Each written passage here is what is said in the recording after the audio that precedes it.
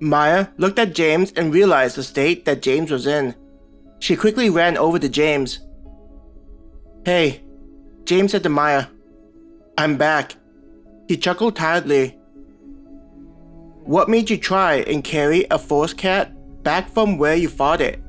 Maya shook her head and sighed, frustrated at James. She wrapped an arm around James's shoulders to support him. Feeling Maya's arm helping him, James couldn't help but smile gratefully. Shouldn't it be the guy that helps out the girl? Maya rolled her eyes at James's comment.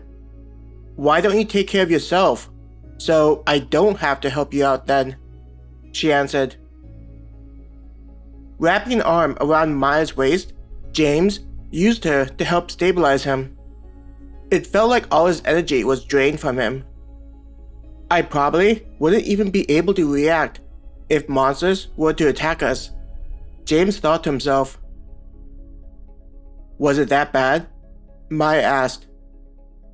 Maya looked with concern at the state that James was in.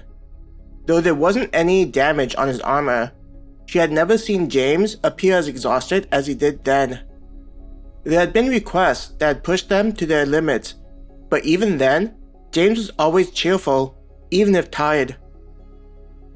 By the way she was carrying his weight, Maya knew that he would have collapsed as soon as he and Mim arrived at camp. The two of them made their way to where James had set up his shelter, next to Maya's. Reaching the slanted tarp, Maya helped James down. "Thanks, Maya," James said in a tired voice. At this point, James had difficulty even keeping his eyes open. After helping James, Maya stood back up. She looked at James sleeping in his armor as if he were laying on the world's most comfortable mattress. Seeing his helmet, Maya thought about removing it, but at the last moment decided against it. If we are attacked, it would be better for him to have his helmet on, Maya thought to herself. She placed a hand on her hip, shaking her head. I can't believe that he let himself get to that point. I'm sure that they could have run back and grabbed two of us to get the forest cat. It's not like the animals and monsters are out there lately. She breathed out an air of frustration. Making sure not to disturb James's rest, she carefully walked away. Kate was currently at one of the two fires that were set up, not only for warmth, but cooking their food, but also to let them see out into the forest. Maya made her way over to Kate. "Where's Peter?" she asked. Pointing over to the perimeter, Kate said, "He's helping out with guarding the camp.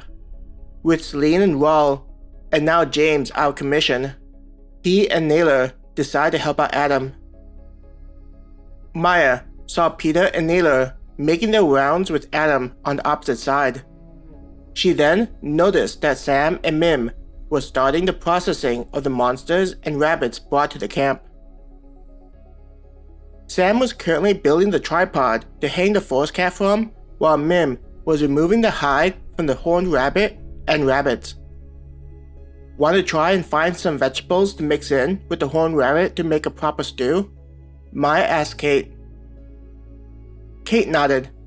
It'll give us something to do, and we can also keep an eye out for whatever's out there. She looked to where Peter was walking before saying to Maya, "I'm gonna let Peter know."